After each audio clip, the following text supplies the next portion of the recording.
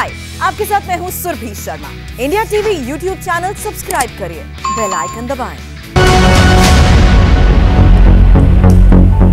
बड़ी खबर, पश्चिम बंगाल में दीदी 200 के पार नारा बीजेपी ने दिया था, ममता नतीजा लेकर आई हैं। 216 सीट पर टीएमसी ने बढ़त बना रखी है, जबकि बीजेपी 75 सीट पर सिमटती नजर आ रही है। ममता बनर्जी, आपको बता दें, नंदीग्राम सीट भी जीत चुकी हैं। बीजेपी के शुभेंदु अधिकारी को ममता बनर्जी ने करीब 1200 वोट से हरा दिया है। कोलकाता में ममता बनर्जी के घर के बाहर हजारों लोगों की भीड़ जुटी हुई है, लेकिन चूंकि चुनाव आयोग की गाइडलाइंस है, लिहाजा पुलिस वहां पर मौजूद है। लोगों को हटाने की कोशिश वहां करती हुई पुलिस नजर आ रही थी। कुछ देर पहले हमने आपको तस्वीरें भी दिखाई थी, जब बड़ी संख्या में आप ये देखिए लोग वहां पहुंचे हैं, लेकिन जश्न नहीं मनाना है और बहुत भीड़ भाड़ इकट्ठी नहीं होनी है। कोरोना चल रहा है, तो ऐसे में उस प्रोटोकॉल का ख्याल रखना है। चुनाव आयोग की तरफ से सख्त हिदायतें हैं, लिहाजा आप देखिए लोग हालांकि बड़ी संख्या में पहुंचे हैं। लोगों ने हालांकि मास्क लगा रखे हैं, लेकिन वहां पर उनको कुछ करने नहीं दिया जा रहा और कहा जा रहा, रिक्वेस्ट किया जा रहा, बाकायदा अनाउंसमेंट्स भी हो रही थी कि यहां आप भीड़ ना लगाएं, क्योंकि चुनाव आयोग बेहद सख्त है इस मामले को लेकर कि किसी भी तरह का जश्न नहीं मनाएगी कोई भी पार्टी अब। लिहाजा इतनी बड़ी जीत हासिल करती हुई नजर आ रही है तृणमूल कांग्रेस, 215 सीटों पर आगे चल रही है। तो आप देख सकते हैं लगभग 2/3 मैंडेट के साथ इस बार तृणमूल कांग्रेस आई है, तो बहुत बड़ी जीत उनके लिए। लिहाजा जो तमाम कार्यकर्ता हैं बेहद खुश हैं और आप देखिए तस्वीरें जो हैं ये इस वक्त ममता बनर्जी के घर के बाहर की नजर आ रही हैं।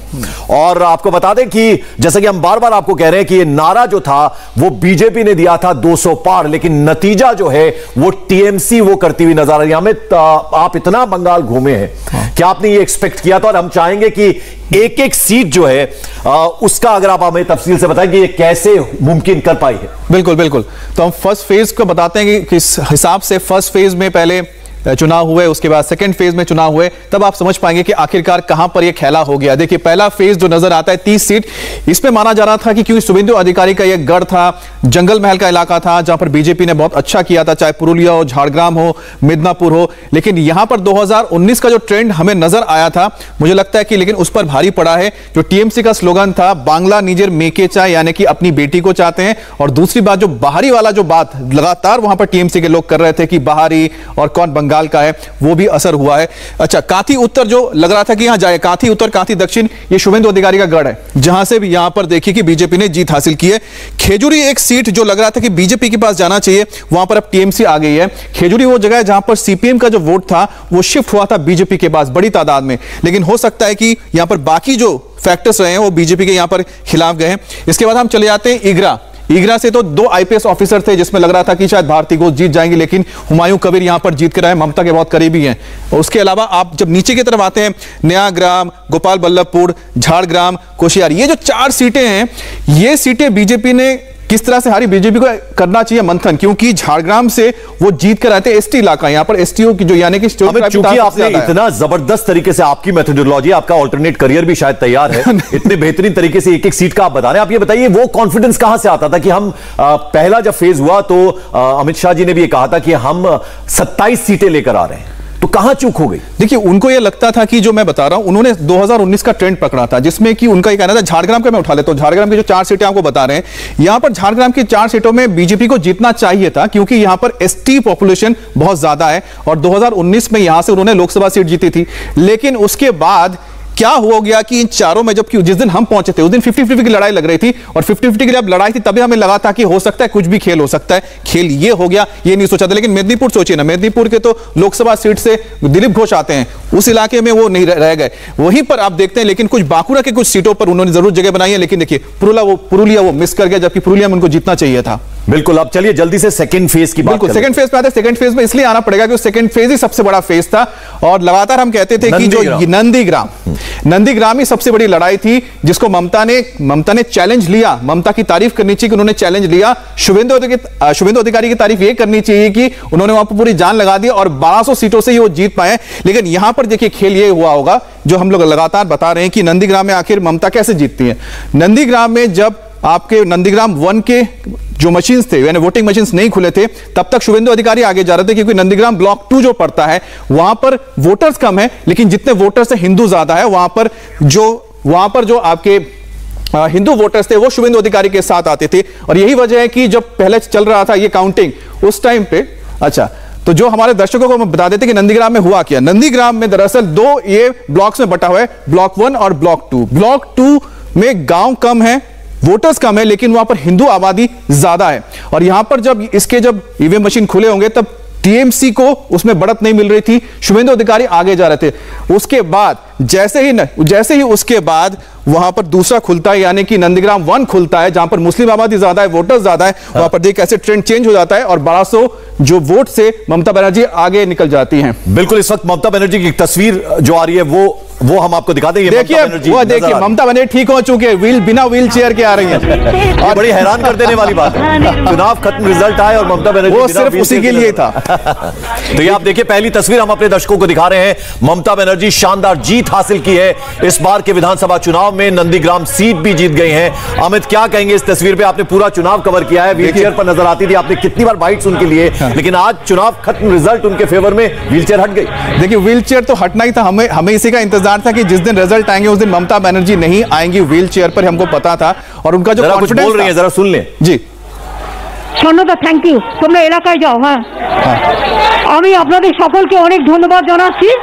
मैं सभी का धन्यवाद আপনারা অনেক খেটেছেন करती हूँ, आप लोगों ने बहुत काम ভালো किया। থাকুন, সুস্থ থাকুন, आप लोग स्वस्थ रहिए কোভিডের প্রোটেকশনটা মেনটেন করে চলুন और कोविड को लेकर अपने प्रोटोकॉल को मानिए, अपने आप को बचा के चलिए। ममता कार्यकर्ताओं से कह रही है। তার আগে আপনাদের আমি অনুরোধ করব, বিজয় মিছিল এখনই না করে आप लोग विजय जुलूस अभी नहीं निकालेंगे। আসুন আমরা বিজয় মিছিল সম্বন্ধে যা সিদ্ধান্ত নেওয়ার একটু পরে 6টার পরে हम 6 बजे के बाद बात करेंगे, उसके बाद बताएंगे कि हमें विजय जुलूस कब निकालना है। আস্তে আস্তে বাড়ি ফিরে যান এবং धीरे धीरे आप लोगों से अपील है कि आप घर वापस जाइए, কোভিডের জন্য যত্ন নিন, বাড়ি গিয়ে টান টান করে গরম জলে अच्छी तरह से घर जाइए, अपने आप को क्लीन करके कोविड से बचाएं। ममता बनर्जी कार्यकर्ताओं से कह रही हैं। জন্য কাজ করা, ঠিক আছে? অনেক ধন্যবাদ, অনেক অভিনন্দন, सभी को धन्यवाद। বাংলার মানুষ, বাংলার জয়, বাংলার জয়, बंगाल के लोगों की जय, बंगाल की जय। ममता बनर्जी, उनके साथ अभिषेक बनर्जी की जो बेटी है वो भी नजर आ रही थी। और यहां पर एक साफ है कि ममता बनर्जी का जो बॉडी लैंग्वेज है बता रहा है कि क्या कॉन्फिडेंस है। अमित, जरा ये बताइए, अब देखिए व्हील चेयर हटी, क्या व्हील चेयर काम कर गई? बिल्कुल, क्या सहानुभूति काम कर गई? क्या महिलाओं ने बढ़ चढ़कर वोट दिया, मिडिल क्लास ने वोट दिया? यानी वो जो तमाम चीजें लग रहा था कि ये फायदा नहीं देंगी, नुकसान कर सकती हैं, वो सब चीजें फायदा देती हुई नजर आ गई। नहीं, मुझे लगता है कि ममता बनर्जी को आप समझना होगा, ममता बनर्जी भले व्हील चेयर पर गए हो, लेकिन व्हील चेयर का असर उतना ज्यादा नहीं था। अभिषेक बनर्जी उनके साथ नजर आ रहे हैं, देखिए उनकी बेटी को हमने देखा था, बेटी उनके साथ थी। और यहाँ पर अभिषेक बनर्जी, जिन्हें एक तरह से डिफेक्टो सीएम कहा जाता है और ममता के उत्तराधिकारी हैं, और इस बार जो चुनाव हुए थे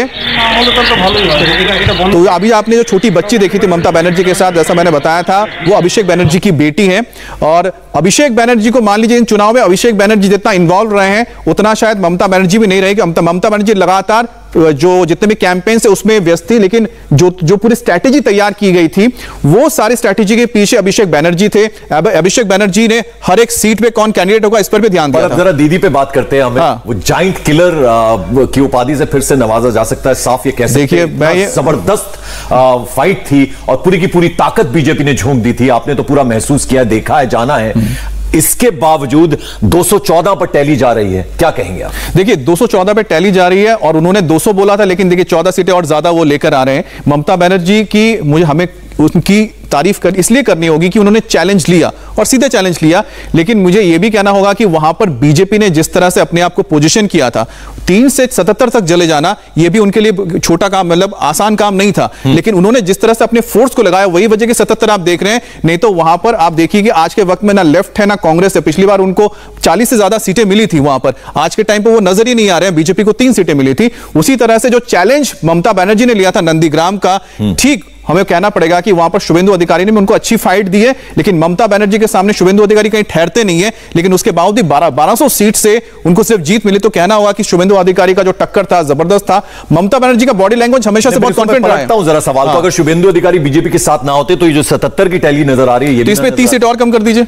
तो इतना प्रभाव शुभेंदु अधिकारी का है। नहीं, मैं 30 हम लोग इसलिए नहीं करते, 30 से भी कम ही करते। तो लेकिन इसका मतलब सही बात कहते थे तृणमूल कांग्रेस के तमाम नेता जो हमारी इंडिया टीवी पर भी आते थे, वो ये कहते थे कि बीजेपी के पास अपनी लीडरशिप नहीं है। आप देखिए जो सांसद तमाम चुनाव लड़ रहे हैं, उनकी भी क्या दशा इस चुनाव में रही। तो आप लीडर्स का क्राइसिस था बीजेपी। नहीं, मैं इसलिए कहता हूं कि जब आप लोकसभा चुनाव देखते हैं, लोकसभा कई वहां पर हमें टीएमसी के सपोर्टर मिले जो टीएमसी को वोट दे रहे हैं। उन्होंने हमारे कैमरे पे माइक पे बोला हुआ है कि देखिए दिल्ली के लिए मोदी ठीक है, लेकिन जब बंगाल की बात होती है तो यहां पर चीजें बदल जाती हैं। तो लोकसभा में जो एक बीजेपी को वोट मिला था वो केंद्र के लिए मिला था, मोदी के लिए मिला था। लेकिन जब आप बात करते हैं लोकल इलाके की तो कहीं ना कहीं बहुत सारी चीजें बदल जाती हैं। हमें जितना दीदी को आपने करीब से जाना है इस चुनाव में, खास तौर पर आप चूंकि बंगाल से आते भी हैं, आप जरा ये बताइए कि आज जब प्रेस कॉन्फ्रेंस अगर वो करती हैं तो क्या वो आक्रमण करेंगी, हमला करेंगी एक तरह से बीजेपी, या बहुत ग्रेसफुली वो सिर्फ जीत की बात करेंगी और आगे क्या करना है उस पर बात, जितना आप जाने उनको? देखिए, ममता बनर्जी का बहुत सिंपल सी चीज है कि ममता बनर्जी लोगों के बहुत नफ्स को जानती हैं। वो जब बोलेंगी वो अपने वोटर्स को एड्रेस तो करेंगी और साथ ही साथ वो जो विरोधी हैं वो विरोधियों को बख्शेंगी नहीं जी, विरोधियों को बख्शेंगी नहीं। आपको बता दें कि ममता बनर्जी पहली बार इस जीत के बाद मुखातिब हुई लोगों से, उन्होंने तमाम कार्यकर्ताओं को क्या कहा एक बार फिर से आपको सुनवाते हैं। আমি আপনাদের সকলকে অনেক ধন্যবাদ জানাচ্ছি, আপনারা অনেক बहुत बहुत धन्यवाद कहती हूँ। সকলে ভালো থাকুন, आप सब लोग बहुत अच्छे रहें कोविड এর প্রোটেকশনটা মেইনটেইন और कोविड को देखते हुए अपना ख्याल रखिए, सुरक्षित रहिए। আমি প্রেসকে মিট করে কিছু কথা বলবো। मैं अभी प्रेस के लोगों के साथ मुलाकात करूंगी, फिर कुछ बातें रखूंगी उनके सामने। अभी आप लोग विजय जुलूस नहीं निकालेंगे, विजय जुलूस को लेकर 6 बजे के बाद हम लोग बातचीत करेंगे, उसके बाद तय होगा कब विजय जुलूस निकालना है। একটু পরে 6টার পরে আমি প্রেস করব। আপনারা সারা দিন খুব খেটেছেন, सारा दिन आपने बहुत मेहनत की है। आप लोग घर जाइए, अपने आप को स्वस्थ रखिए, सुरक्षित रखिए कोविड से, और कोरोना को देखते हुए अपने आप अपना जरूर ख्याल रखें। और साथ में आपको जो छोटी बच्ची नजर आ रही है, ये अभिषेक बनर्जी की बच्ची है, बेटी है, जो ममता बनर्जी के साथ है। और अभिषेक बनर्जी भी इस वक्त मौजूद है ममता बनर्जी के साथ।